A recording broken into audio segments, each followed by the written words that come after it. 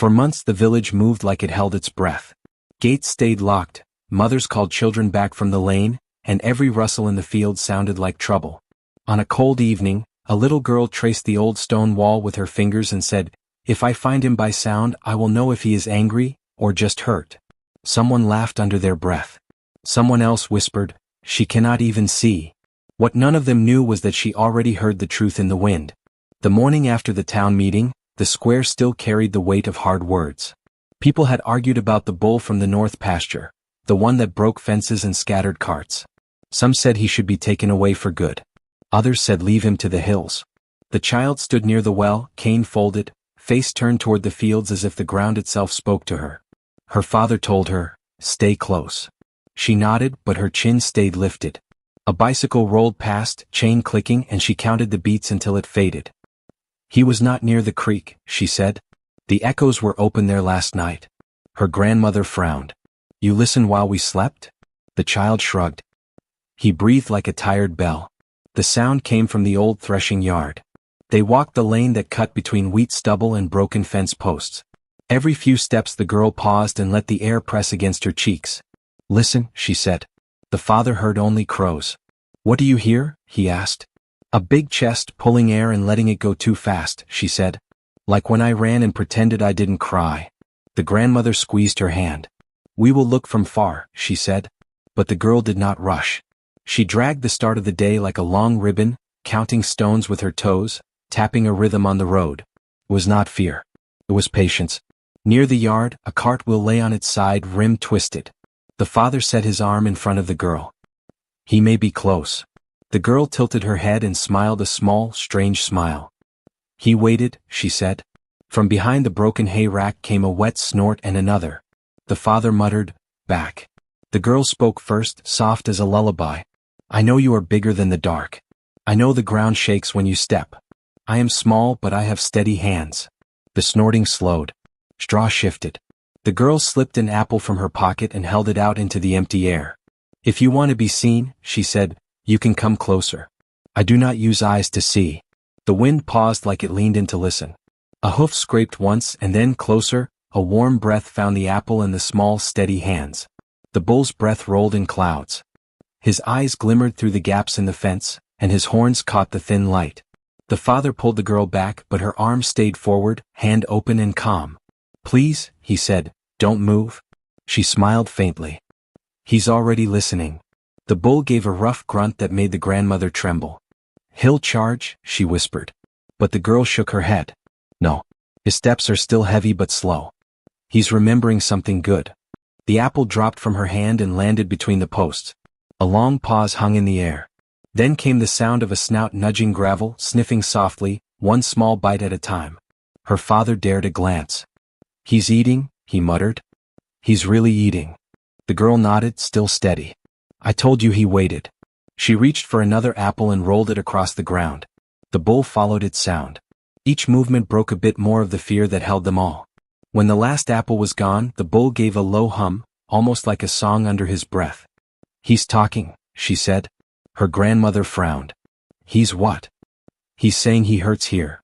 She touched her own shoulder. Something hit him there many times. The father stared, unsure whether to believe. He had seen scars on the animal's side when it first escaped from the ranch. The girl took one slow step closer, letting the fence brush her sleeve. "You were good once," she said. "You carried weight and no one thanked you." The bull huffed, and a tear traced the dirt on her cheek though she could not see it.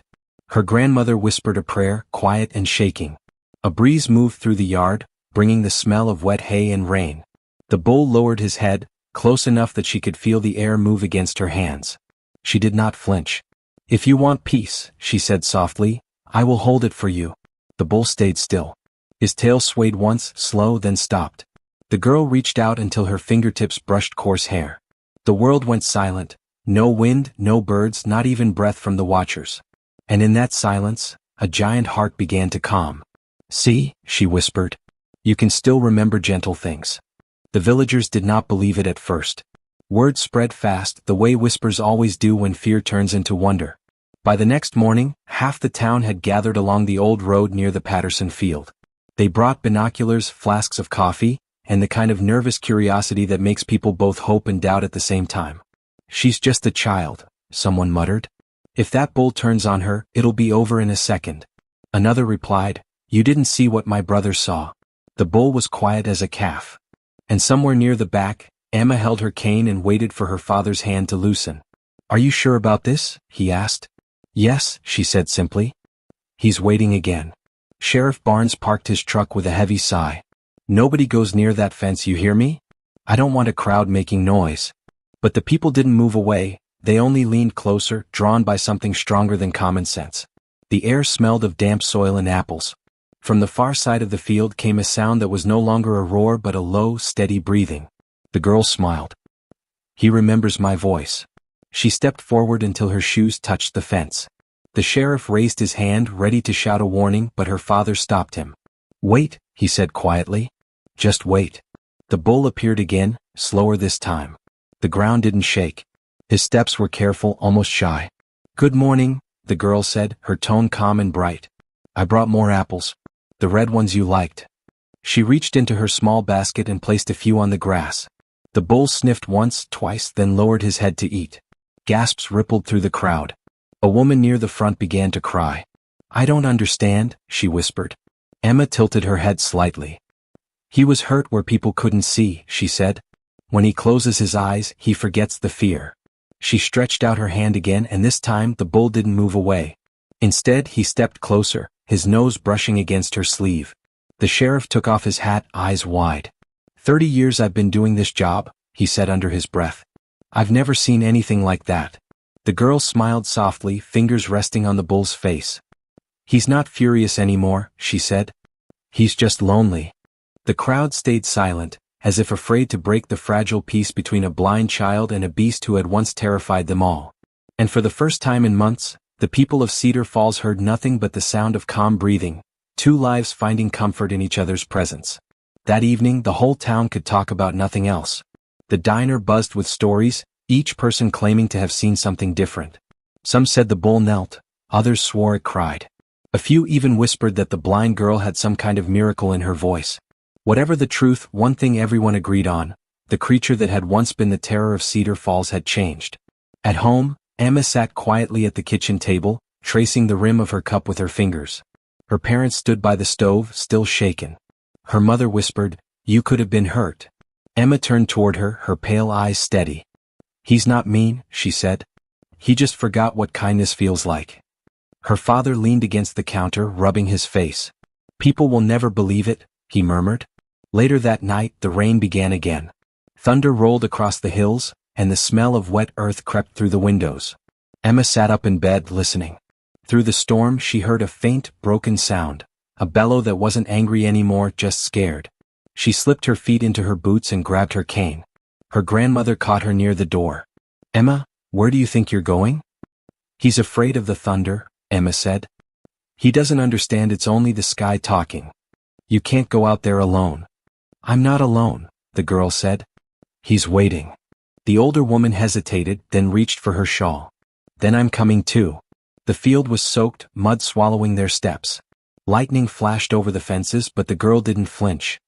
"He's close," she whispered. A dark shape moved beyond the trees, the bull pacing, his breath sharp and uneven. He kicked the ground, swinging his massive head, but his steps didn't charge. They trembled. Emma lifted her hand. "It's just noise," she said softly. "The sky is loud, but it won't hurt you." The bull's chest heaved. His hooves pressed deeper into the wet soil. "You remember my song?" she asked. "The one about the warm sun?" She began to hum. Slowly, her voice rose above the thunder, fragile but steady. The bull froze, then lowered his head again, his breath coming slower, softer. Each rumble of thunder now seemed to fade under her melody. The grandmother stood still, tears running down her face. The night, once full of fear, felt almost peaceful. And as lightning cracked one final time, the bull made a sound like a sigh, deep, long, and free. When the morning sun broke through the clouds, a faint mist lingered over the fields. The smell of wet hay and mud mixed with something gentler, apples, crushed grass, calm.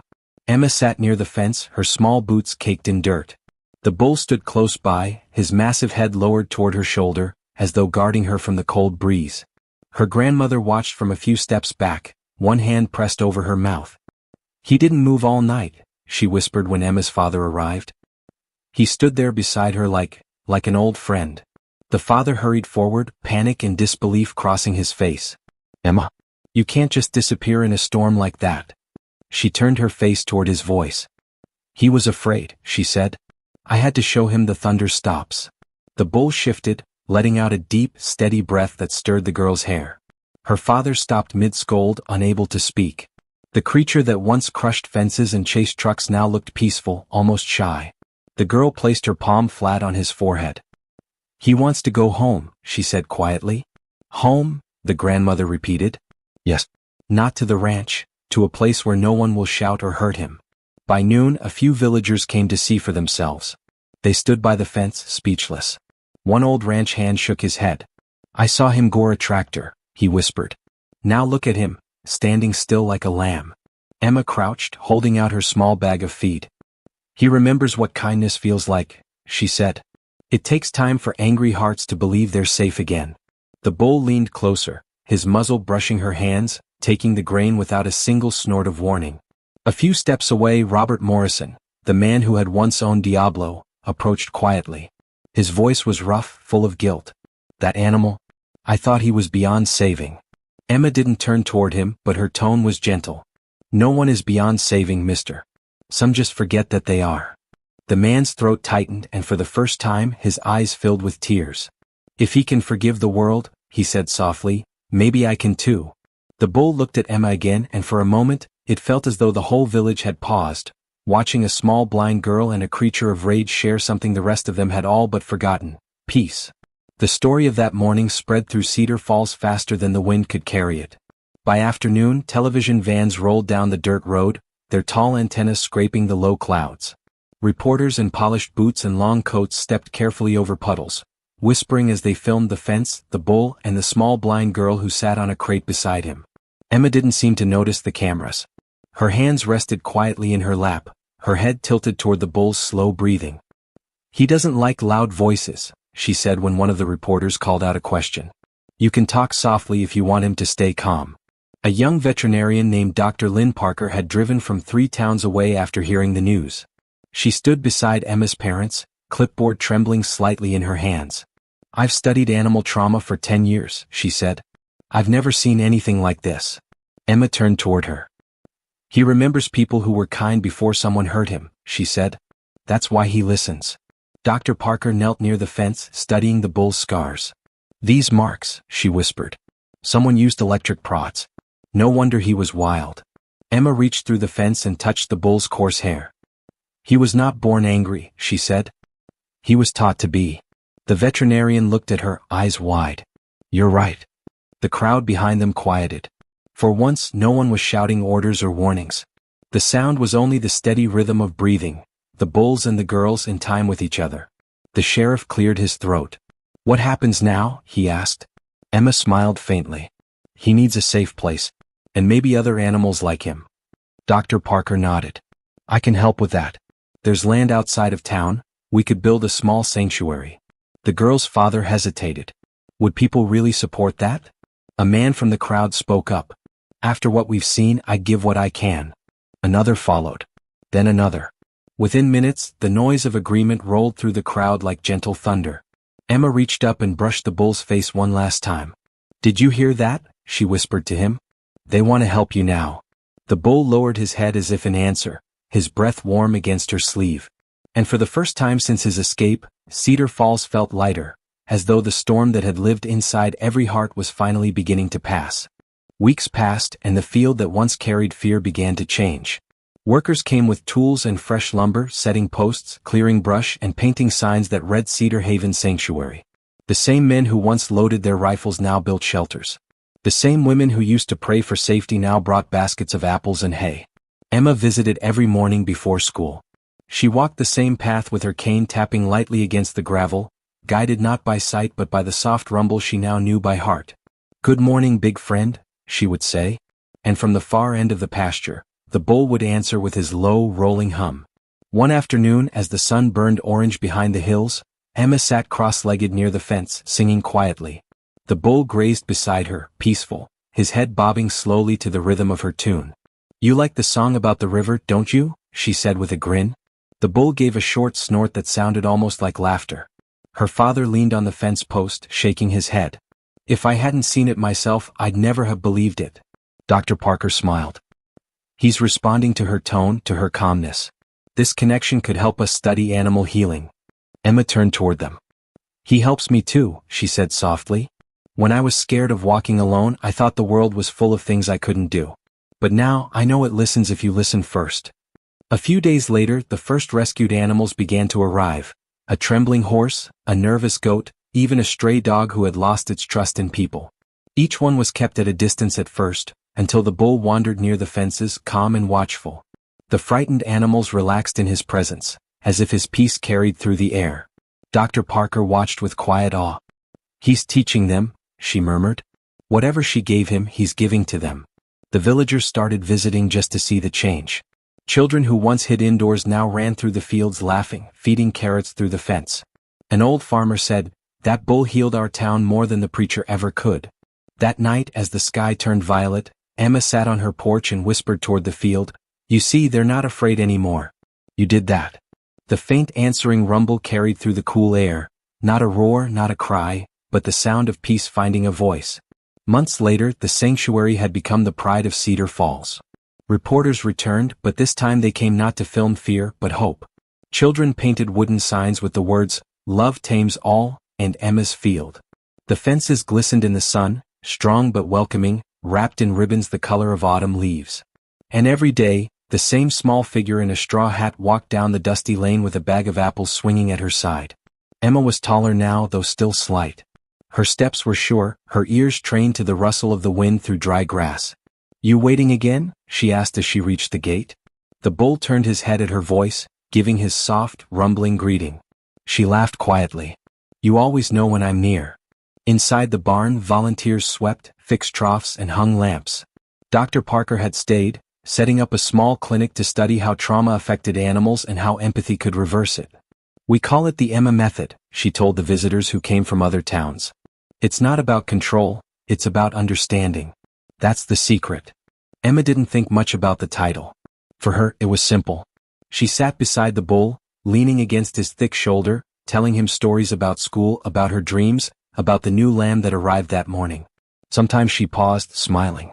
"You can't see either, not the way they think," she said. "But you still know where love is." Her father came by one afternoon with a paper in his hand. "The mayor wants to give you an award," he said. "They're calling it the Young Hero Medal." Emma tilted her head. "For what?" "For reminding this town that courage isn't loud, it's gentle," he said, his voice thick. When the ceremony took place, people gathered from miles away. The sheriff stood by the podium, eyes misty. "This little girl didn't just calm a bull," he said. "She taught all of us what strength really means." As the crowd applauded, the bull bellowed from the field, a deep, warm sound that rolled through the valley like music. Emma turned her head toward it, smiling wide. "He's clapping too," she said, making everyone laugh and wipe their tears at the same time. That night, under a sky full of quiet stars, Emma rested her hand on the bull's face and whispered, "We did it. They finally see you." And the bull, with the slow grace of forgiveness, closed his eyes and leaned into her touch, the light of lanterns glinting on his calm, healed eyes. Time moved softly after that. The seasons shifted, painting the sanctuary in new colors, gold in autumn, white in winter, green again in spring. Life returned to Cedar Falls in a way no one had expected. The farmers who once locked their barns at sunset now worked late into the evening, unafraid of the fields. The children who used to whisper about the monster bull now fed him apples through the fence, their laughter echoing across the hills. Emma had grown taller, but she still walked the same path every morning. The bull always met her halfway, his steady steps slow but strong. She no longer needed her cane in the sanctuary, she followed the rhythm of his hooves and the sound of his breathing. It was their secret language. One spring afternoon, a group of students from a nearby city visited the sanctuary. They came with notebooks, cameras, and skeptical smiles. "Is it true a blind girl tamed him?" one boy asked. Emma turned toward his voice. "I didn't tame him," she said gently. "We just stopped being afraid of each other." The boy frowned. "But how did you know he wouldn't hurt you?" She smiled.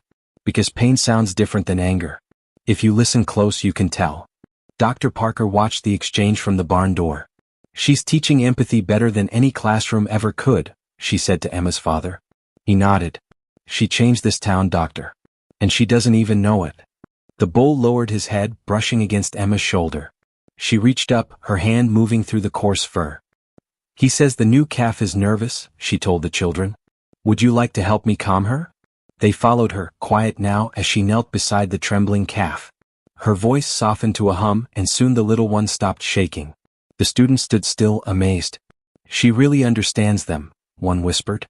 That evening, when the visitors had gone and the sky glowed pink, Emma leaned against the fence beside her bull. "They'll remember this day," she said. "You helped them see what kindness can do." The bull gave his low, familiar hum, the sound of peace, gratitude, and memory woven together. The girl smiled. "Yes," she whispered, "I hear it too. The world sounds better now." And as the last light faded, the sanctuary stood glowing under the soft wind, a quiet place where fear had once lived, and where love had learned to stay. Years passed quietly, the way peace often does when it's finally earned. The sanctuary had grown, a handful of barns, open pastures, and a small classroom painted pale blue where children came every Saturday to learn how to listen, not just to animals but to the silence between heartbeats. Emma taught them herself now. She wasn't a little girl anymore, though her voice still carried the same calmness that once softened a raging bull. She never told the story the way the newspapers did. She didn't say she'd tamed Diablo or saved a village. She would simply begin, "There was once an animal who forgot what kindness felt like. And a town that forgot too." Then she'd smile. "We just reminded each other." The bull was older now, his steps slower, his fur flecked with gray. But every morning he still waited near the fence, head lifted toward the path where Emma walked. His eyes followed the sound of her boots, his breath forming quiet clouds in the air. "You waited for me," she would say every time, and he would give his familiar rumble in reply. Dr. Parker often came by to check on him. "He's living longer than any of my patients," she said once with a grin. Emma smiled back. "That's because he's not angry anymore." One evening a storm rolled in, heavy clouds, cold wind, and the sound of thunder far off. The workers hurried to the barns, shutting the doors, but Emma walked to the fence like always. The bull stood waiting, eyes calm but tired. She reached out her hand. "It's just the sky again," she said softly. "Remember?" He stepped closer, lowering his head until his muzzle brushed her palm. The first drops of rain fell. Emma began humming the same lullaby she'd sung years ago, the one about the river, the one that made him still his breath long ago in a storm like this. The thunder came and went, but he didn't move. He just listened the way he always had. When the storm passed, a faint orange light touched the wet grass. Emma stayed by his side until the air grew cool and still. "You're safe," she whispered. "You've always been." And as the sun broke through the last of the clouds, the old bull gave one deep, contented sigh, the kind that carries both peace and goodbye, and rested his head against her shoulder. She held it there, tears sliding down her face, knowing that love had done what fear never could. That night, the sanctuary bells rang for him, not as mourning but as thanks. For what he'd taught them all, that gentleness can turn even fury into grace. Moral lesson. True strength is not in force or fear but in understanding. Sometimes, the bravest thing we can do is to listen, not with our eyes but with our hearts.